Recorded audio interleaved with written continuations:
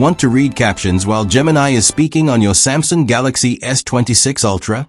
Let me show you how to turn captions on or off. First, open the Gemini app on your Samsung device.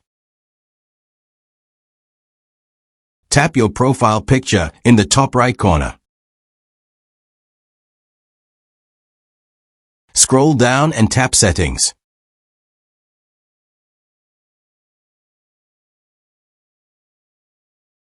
Then select Gemini Voice.